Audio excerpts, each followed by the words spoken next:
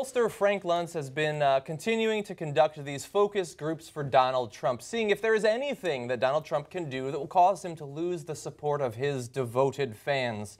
And the results are truly depressing. In fact, Frank Luntz, who is a sort of veteran at this and a man largely without a soul, says, "My legs are shaking from the results." Wow. Yeah. Okay. So what are those results that are so shaking? Okay, so he showed a bunch of the videos of the attacking women, attacking Mexicans, all the things that Trump has done, and saying, is this actually going to change your view of Donald Trump? And he got quotes from regular Americans like this. "We know his goal is to make America great again. It's on his hat."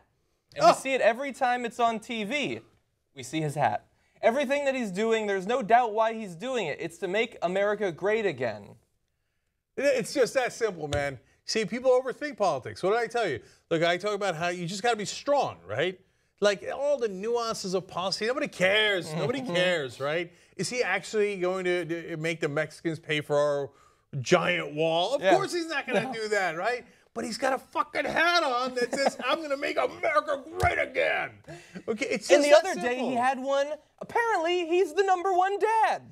It's on his hat. He even had a mug. Everything he does, it's because he's the #1 dad. Fucking America, Jesus Christ. We always thought that people only cared about heart when it came to the president, but no, they do actually care about what's up here. Just not inside your skull, it's what's cradling it from the winter chill.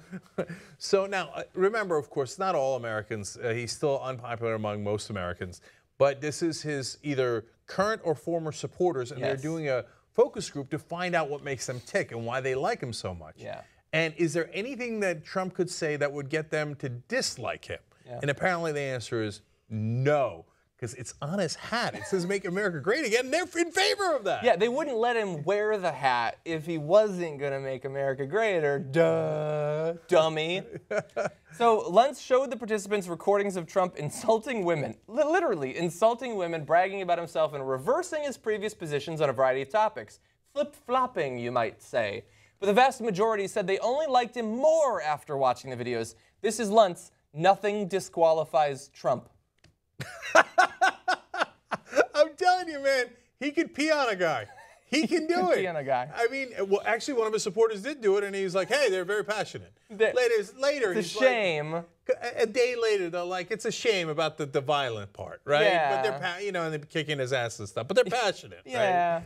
So he peed in my mouth a little, but they're passionate. Come on. Hey, you know what I'm saying? But that's the thing that people don't get. There's two parts of this that explains the whole thing. One of the guys says, "Holy crap, someone is thinking the same way I am." You see, they're less sophisticated. They think, yeah, the Mexicans are rapists and criminals. Now, they don't, maybe they say it to their buddies. They don't say it at work, right? Even if they do say it, they're not going to get in trouble because they're not in the national press, right? And they don't know why these other politicians are soft-pedaling it. They believe that they think it. That's right. But they won't say it. That's why they think Trump is more honest. He's not more honest, but he gives off that impression to them because they think, doesn't everybody hate the Mexicans? Yeah. Like, he's just the only one honest enough to admit it. It doesn't occur, because that's what's in their head. It doesn't occur to them that in other people's heads, no, we don't hate Mexicans. Like, they just think, of course everybody hates Mexicans. This is the only guy brave enough to say it. Nope. Right? Nobody? I'm getting a lot of shaking heads. What the fuck? And somebody else says, when Trump talks, it may not be presented in a pristine PC way, but we've been having that crap pushed to us for the past 40 years. Again, it's what I've been saying all along. All these smooth talkers, like people think Marco Rubio did really well in the first debate because he had a lot of, well-phrased talking points. No, here's what the American people heard, and especially Republican voters, when they heard Marco Rubio talking. Blah, blah, blah, blah, blah, blah, blah, blah, blah. When they heard Trump, they heard, "I'm going to make America great again. And I'm saying what you're thinking. I hate those sons of bitches, and I'm for us, and I'm against them." Yeah. Okay? And that's it. That's it. It's that simple. They don't like the political talk. They hate the talking points. They know how fake it is. You think you're smart and sophisticated? No, you look like an asshole. You look fake. And so when one guy comes in and shreds the talking points and talks simply like a fourth grader, literally, they've done the studies, right? That's his vocabulary. That's how he speaks. They go, "Yeah, I'm a fourth grader. I like that guy. He's saying the same things I thought in fourth grade. Ew them, yay us." such an asshole. Man, I did a walk and talk today, and I said it used to be pathetic when in America we would say, you know, I want to vote for the guy that I could see myself having a beer with. But nobody would even want to have a fucking beer with Trump because he's an asshole. It would be the most awkward beer. You'd be like fucking chugging it. Okay, I gotta go.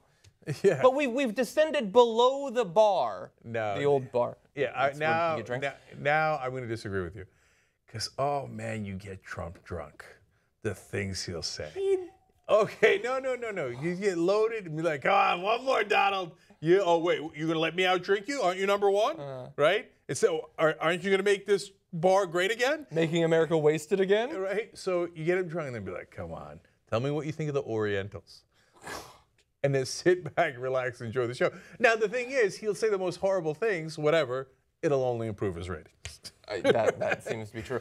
I mean, I meant to say this when we were talking about the polls earlier, but so he is negative 51 with Hispanics in favorability because he's been talking about Hispanics a lot. Man, he's briefly brought up Black Lives Matters.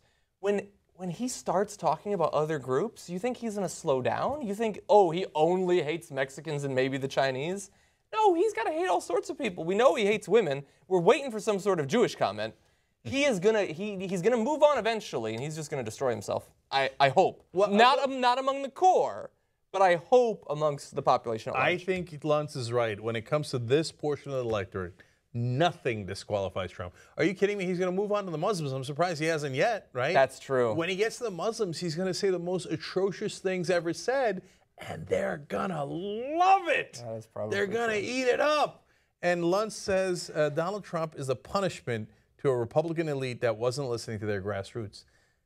Yes and no. No, Donald Trump is a punishment to the Republican elites, not because they weren't listening to their grassroots. That's true. They were doing crony capitalism, and they never meant any of the things that they said.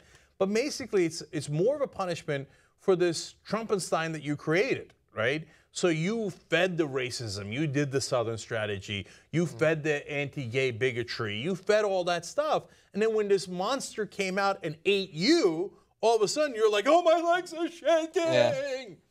Yeah. Well, then you shouldn't have created that monster in the first place.